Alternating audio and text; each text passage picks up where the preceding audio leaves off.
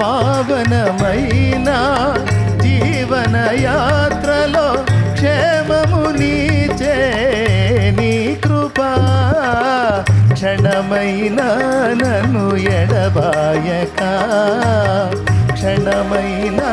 నన్ను ఎడబాయక గమ్యము చేర్చే నీ కృపా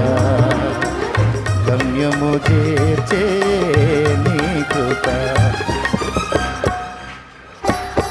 కృపా